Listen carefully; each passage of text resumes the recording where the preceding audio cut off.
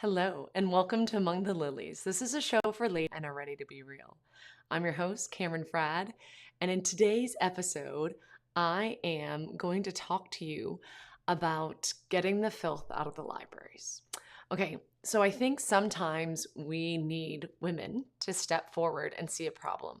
Moms are so powerful, right? Moms are so powerful, and I think we underestimate like a fierce mama bear. And we see it in our kids, right? Like we see it our interactions with our kids. Like someone goes to do something that's not okay to one of our kids, and you just see, I mean, we call it the mama bear for a reason, right? We see it in nature. Mom, like you don't want to get in the way of a mama bear and her cub. It's like, look out, you are going to get ripped to shreds. Like, don't mess with the baby cub. Sure, you could probably pet it. It probably won't hurt you, but that mama bear will rip you apart. I want to tap into all of y'all's mama bears. I know not all of you are moms, but I want to tap into your mama bear. I think every woman, the way we are created, we have that mama bear within us. I've seen it happen with my daughter. Oh gosh, I think she was 2 years old and she had that in her. Like she would see an injustice and she would just, go after it. So it was actually her older sister. Someone stole a balloon. We were like at a park, and Kiara spotted them steal her big sister's balloon, and my other daughter was just melting down inside and very quietly. And then my 2-year-old just went up and goes, "No, you a bad boy." Abla balloon, like stole the balloon back, yelled at him no, kept pointing her finger and waving in his face. And my daughter was probably 2, so she's like this tall. And this other boy was like 5 or 6, and he was this big, like double her size easy. But she went up to him and wagged that finger, and the kid was scared. He's like, "All right, there you go. Have the balloon back. No big deal. I didn't know it was such a big deal."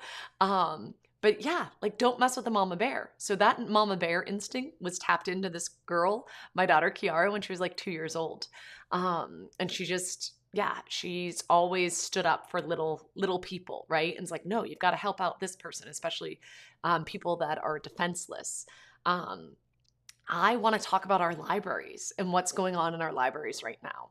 I think that we have conceded ground and it's not okay. I was talking to a friend of mine after church, I don't know, a few weeks back, and she had asked if I had been in the local library this month. And I said no, because two things with me in libraries. I am really good about paying money to the library in my late fees. So our old town where we used to live, I gave Forsyth County Library $100 a couple of times in late fees. Can you believe that? And I just haven't gone that much here. When we lived in San Diego, there was multiple books that were not okay for my children, that they sometimes would pick up and it looked like an innocent book, but it was pushing an agenda that we did not believe in and an agenda that we didn't want to expose our children to. And that's what I want to talk to you about today.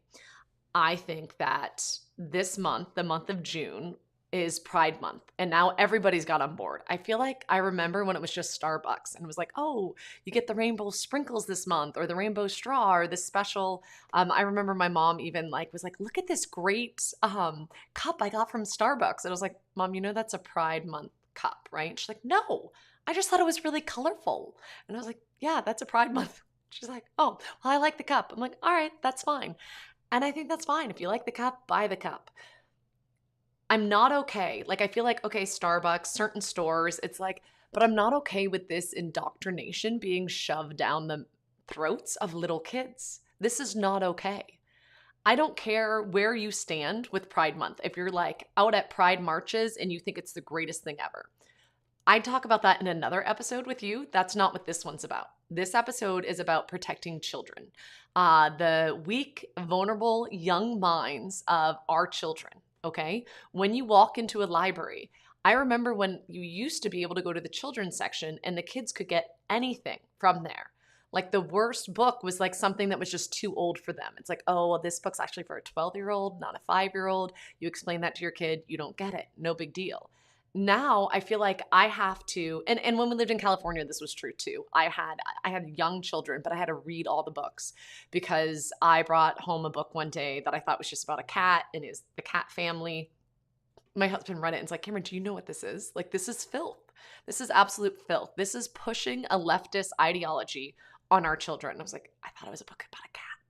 It wasn't a book about a cat. They were pushing something, right? There's tons of books like this. They have the ABCs of equality, and they talk about, there's pronoun books for little kids, and they talk about when their uncle comes and they, them about the uncle. And I can have pronouns like she and her, and my little brother can have he and him, but Uncle John is they and them, and explaining all of this. I'm sorry. First of all, you're pushing an agenda. Second of all, that's very confusing to kids. It's very confusing. And when kids are little, you have to teach them. They'll be like, oh, he's this, he that. Oh, well, actually, that's a she. She this, she that. And they're learning grammar, right? They're learning how to speak. And we need to help them in that. We need to not confuse them more. So if you want certain pronouns, you can have that conversation with me, another adult. We can have that conversation. We're not bringing little kids into it, okay? Or the transitional unicorn who goes and helps other kids transition, or these like elephant drawings where it's like they change every year depending on how they identify. These are things that we shouldn't be talking to little kids about. If you choose to talk to your little kids in your home, that's different. But a public library is a place where we go. It serves the whole community, the whole public. And so it's the richest of the rich, the poorest of the poor, the most religious, people that are completely secular, not religious at all, people of different faiths. Jewish people come, Mormons come, Catholics come.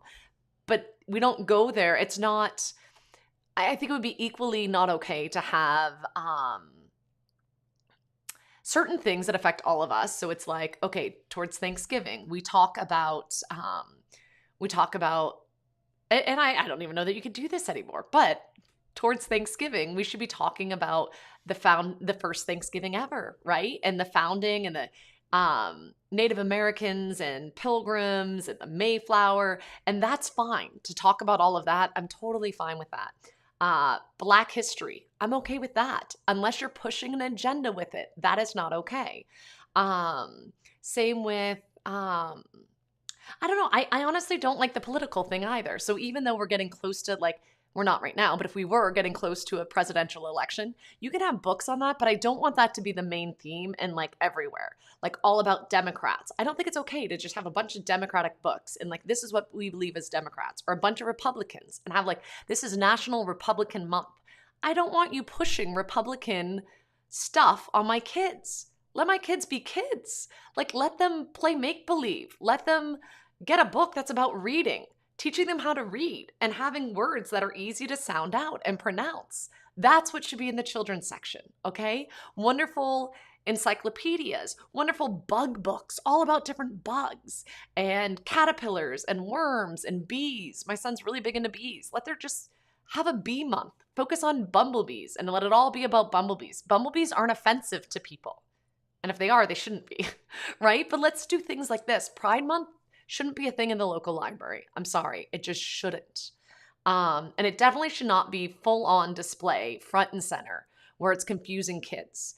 I feel like we're in a really weird situation where I saw this. I don't even remember where I saw it. It was probably on YouTube, but it was, I think most of us have heard now about the whole drag queen thing that there's drag queen story hour. And it's like, why did we think that it was okay to bring a drag queen into the library to read books to children?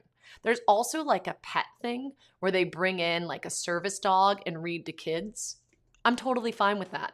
If my kid's afraid of dogs, I'm not going to bring them in. Or actually, I probably would bring them in. If my kids were afraid of dogs, I bring them in because I'm like, this is a good, safe dog. And my child can hear a story read by the librarian and pet the dog. Not a problem. I used to take my kids to the library all the time. Every Wednesday, we would go for story time. Every Tuesday, we would go for the puppet time. And there would be ladies hiding behind, and I think there was a guy that worked at the mall. So the guy that worked at the mall, and then a bunch of ladies would hide behind cardboard boxes that were painted pretty colors and do puppets. And it was a puppet show, and they talk about different books, and they pick a book to read to everyone. Our library was very good about picking books that were universal. Okay, we're not just going to focus on this very small group. We're focused on a book that everyone will enjoy, right? So we did Dr. Seuss for is it July? I don't know. There was like a Dr. Seuss month or day or week or something. And so we did Dr. Seuss that time of year. It changed throughout the year and we did kind of themes. So we talked about fall in the fall and it was about leaves changing colors. And then the kids would do an activity where they'd chase leaves and draw them. And it was beautiful. And it was just good, clean, wholesome fun. I would be at the library sometimes and there would be a kid there that had two moms. I would be there, just me, by myself with my kids because my husband worked during the day. Someone could maybe have assumed that I was a single mom. There was people in that room that were single, married, divorced. Some people came with their grandparents. Some people came with a neighbor. Nobody was judging, but we weren't all trying to push and be like, you need to talk to your kids about divorce because I'm a divorcee. You make sure they know what it means to be divorced. Like that would be so not appropriate. I think we'd all be like, whoa, back up. Like, let's not read a book about divorce. I'm okay that a book about divorce exists because if that is your family, if you're trying to explain that to kids, I get it. But I don't want it to be a big thing that's being pushed at me and my children and my family. I will talk to them about that in a way that I find appropriate at certain ages. But it's the sexualization. That's the problem I have. I don't think anyone should be talking to my children about sex except for me and my husband, okay? We're going to have those conversations with our kids and we're going to do it in an age-appropriate way. We're going to have that conversation when our child is at an age where they can understand. So when our kids were really little, where do babies come from? Well, a mommy and daddy love each other very much and we give of ourselves to each other and that love overflows and 9 months later, sometimes you have to name it and that's a baby. You are the overflow of love from me and daddy. That's simple, very easy. Eventually, as they get a little bit older, we talk about either we have a friend that's pregnant or maybe I was pregnant and it's like, whoa, what's going on here? And it's like, oh, well, babies grow in a mom's womb. It's really wonderful, amazing, and beautiful. You grew in my womb. And we talk about that. We talk about breastfeeding, but I do it with my children in an appropriate way. If I went to the library and the woman started talking to my kids about the way babies are born and shows a vagina diagram and this is how a baby comes out, I'd be like, this isn't appropriate. These are little kids. Like, I'm glad that you feel comfortable talking to kids about it. Go home and talk to your kids about how the baby comes out of the vagina. I had a C-section, so my child came out of my stomach, not my vagina. And if that makes you a little uncomfortable, I'm sorry, but the Pride Month LGBTQ agenda is that much more offensive for your children. Maybe you don't see it because maybe you're like, it's just a lot of rainbows and it's a lot of being inclusive and kind to everyone. No, it's not. It's about them getting your child from a young age and telling them this is the way you should feel about other people. These are what people's pronouns are. These are, and what's okay and what's not. Like, I'm just not okay with this. So my friend was talking to me after mass and was saying, have you been in the library? And I hadn't been. And she's like, we need to do something about it. And she showed me pictures and she's like, I wouldn't be okay if the Baptist church decided this was Baptist month and we're doing everything Baptist. Everyone in the community needs to learn everything there is to know about the Baptist truths. She's like, half our community's Catholics. We're not asking them to have rosaries and have a month for Our Lady. That, like, we'll teach the religion to our children in our home. This ideology, really LGBTQ Pride Month stuff, if you want to teach that in your home, that's different. Do not have it in a public place for everyone, especially young children that are very influential, and don't know to stand up and be like, wait, I don't think this is right. It's confusing young minds. It's not okay. People used to think it was fine to drink and drive. Like, it's not a big deal. I'm just having a beer. I'm just going to drive. No big deal. People started driving because drinking and driving. Nobody made it a thing until a bunch of moms got together. What is it called? I think it's called MADD, Mothers Against Drunk Driving, MADD. Yeah, they made it a thing. Now drunk driving is, like, it still happens, unfortunately, but everyone knows don't drink and drive, right? That's how that organization got started. So I think we should start something, Mothers Against Propaganda. Mothers Against Propaganda in the libraries. Mothers Against Propaganda, MAP, MAP. We're going to start something. We're going to call it MAP because a map is supposed to guide you in life and show you where to go. Okay? A map is good. And it's like, okay, these are the places that you can go and see. If you want a book about spiders, we're going to find you a book about spiders. If you want one about make-believe and butterflies and fairies and unicorns and whatever else, there's these ones, but they're fables. And we know that they're just made up tales, but it's fun, right? I don't want liberal agenda being pushed on my children, nor do I want it on your kids. And I don't think the public library is a place where it should be happening. So my friend Laura started a petition. I'll put a link here. If you want to sign her petition, great. If you don't agree with everything she's written in her letter, if I had written the letter, I would have written it a little differently, but we're different people. She was the one that had the motivation. So I think good on her. I signed the petition. You can find it on my Facebook page. I've shared it. But I think we need to stand up. Maybe you're like, okay, well, I am not going to go to that extreme, but I will. No, I feel like signing a petition is not extreme, but it's like, okay, yeah, if you want to have these books in the adult section, fine. Not in the kids section. Okay, let's see what's appropriate for children and what's not. And let's keep that. Like a good book.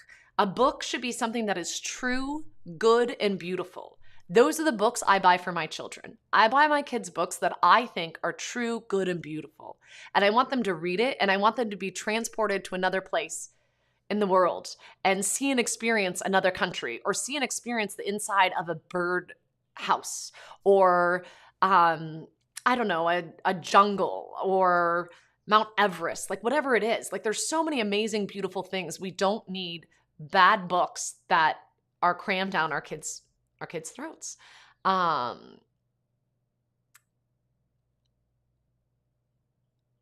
Oh, yay. Greetings from Finland. Okay, so someone just wrote from Finland saying that they didn't have any pride, anything at their library. Well, good for you. Way to go, Finland. Why is it that the United States of America is pushing this more than Finland? I mean, good for Finland. I'm so glad y'all don't have it.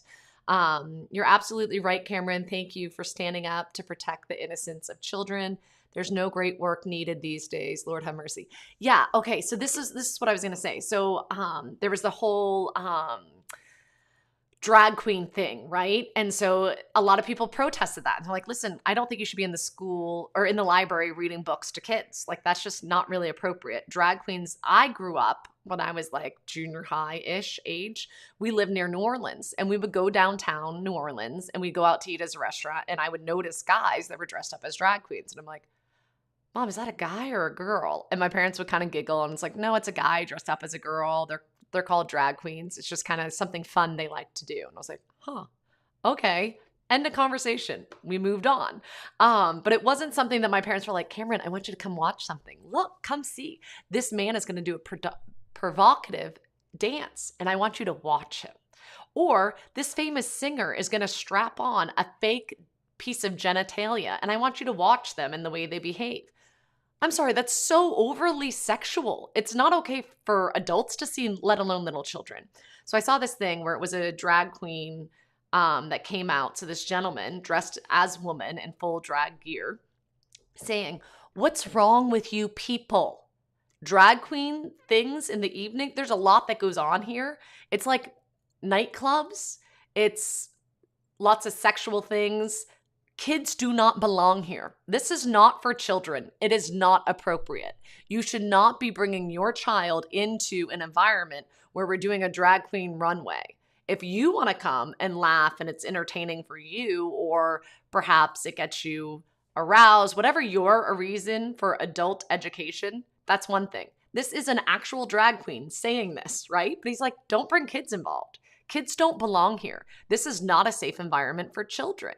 Just like you wouldn't take your 2-year-old to a gun range. Your child does not belong near a gun range, okay? They shouldn't be shooting guns. They're 2 years old. They need to learn how to walk.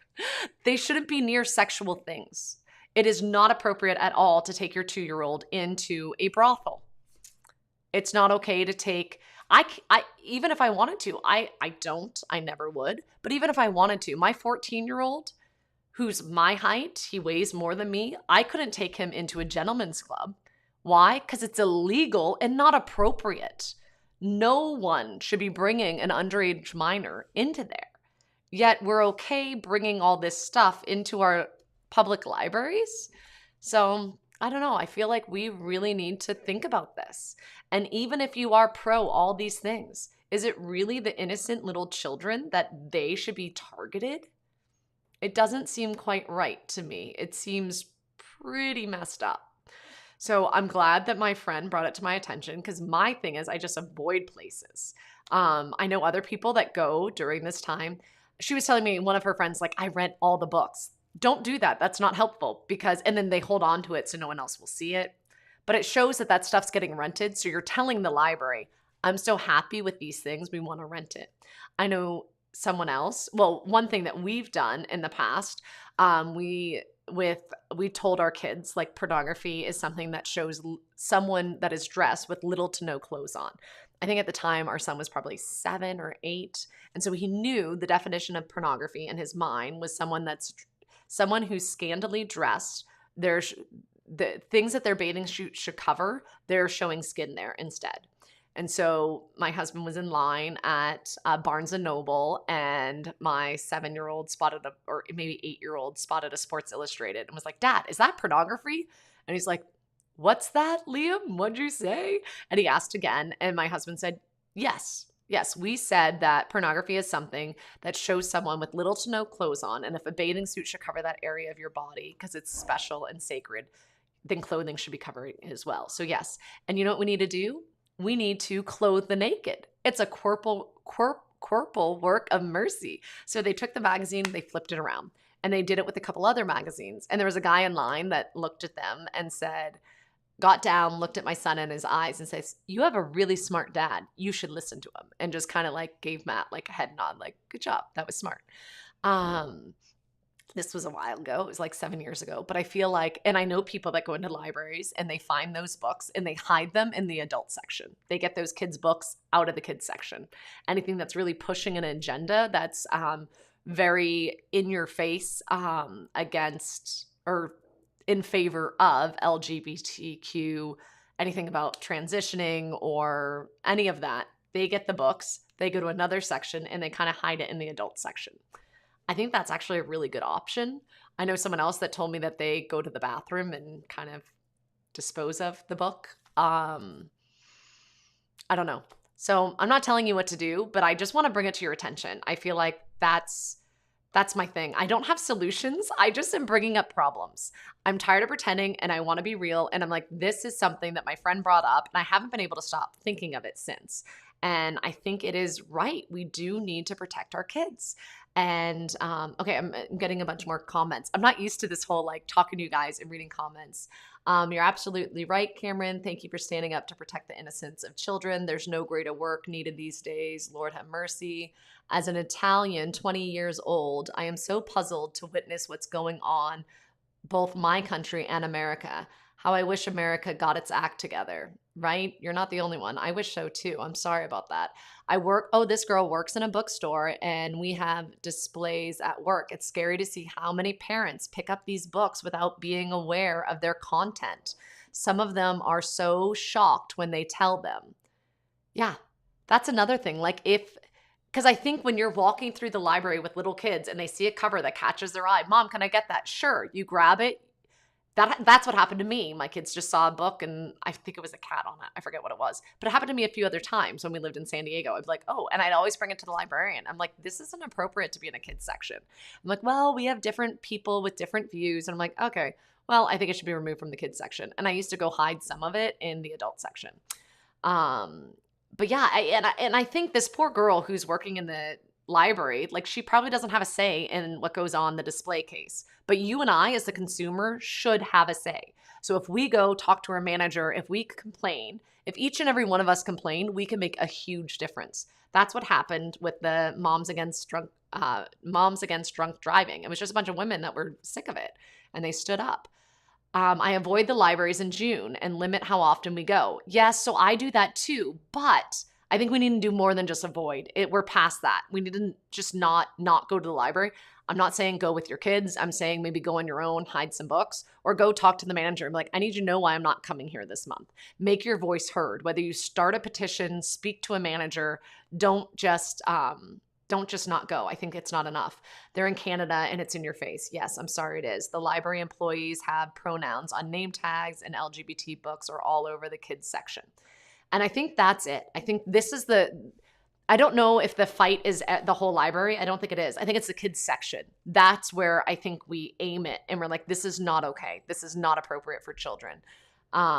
There's another company called Stock the Shelves. It's to request more books that are age appropriate for kids in libraries. That's a great idea. Love it. Emily, thanks for sharing. I'll look into Stock the Shelves when I'm done on this. Age appropriate things, more books, good rather than highlighting the bad books. Sounds good. Hello, my love. I'll be off in just a minute.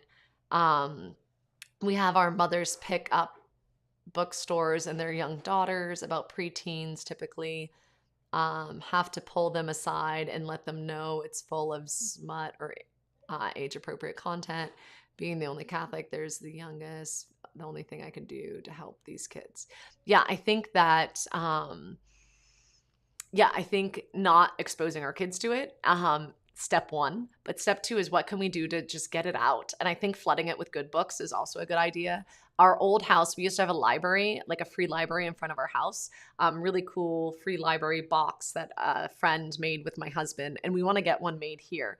And we just stacked it full of good books. And then whenever there was bad books that were put in, and it was more like romance novels and stuff that it's just like, nobody should be reading this anyhow. We just kind of secretly discard it and just keep it full of good books. And that's one thing that we want to do here.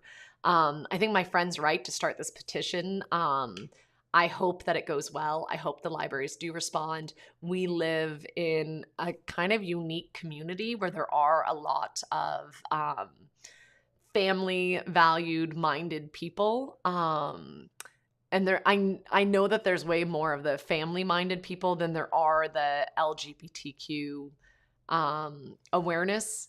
There's a lot of people in between, but I think it takes us standing up and saying, this isn't okay. We don't want this in the bookstore. This is a public place for everyone. So that's what we're doing here locally. Well, my friend started a petition. I'm going to sign it. I'm going to go in, talk to the manager of the library. I'm doing this to motivate you to do something. I think just avoiding the library for this month's not good enough anymore. That's what I've done for a while. And maybe you're like me and you're like, what can I do? Well, you could do a lot. Like, you're a fierce mama bear. You have that inside of you. Tap into it and go do something. So this girl, I don't even know you work at a bookstore, but challenge people that live around you to complain to the manager, to the owner. I'm picturing you're at a small store. I don't know if that's true or not, but talk to people. You let your voice be heard as well. Let them know, I don't think this is appropriate. Like, there's been some parents that are upset. Anyone that you know that buys books, or anyone maybe at a local church, you can go and let them know, hey, if you tell us that you won't support this.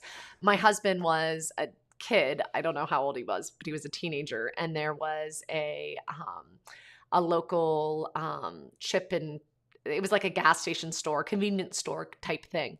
And there was two of them, and he really preferred this one over another one, but he was selling pornography magazines. And my husband and a friend of his said, we're not going to shop at your store anymore because of this. And they're like, well, it drives business. We have a lot of people. And like, okay, just so you know, we're not going to go anymore. And we're going to tell everyone else in town not to go. And eventually the guy removed the filthy magazines. And it's like, well, I rather have more business. It comes down to business a lot of times with these people. Like the guy said, he's like, I'm not trying to push dirty magazines on people. I get that they're, anyhow. So he was just like a teenager in a country town, but him and a couple of friends got them to get rid of the filthy magazines. So if he can do that in a small town, I figured you and I can do this in our local libraries, right? Let's do something. Yeah, this is the time in which we find ourselves living, right? The Lord is putting a desire on my heart, and hopefully on your heart. My friend Laura's heart, a fire was lit under her to do something about this, and not just stand by and be like, this stinks that our libraries does this every June, because it's getting worse every June, right? So do something. Write in the comments what you're doing. If you have another organization such as the Stock the Shelves, love it. Let's pull resources. Let's communicate with each other. Let's encourage one another, and let's help protect kids. All right. Thanks so much. God bless. Bye-bye.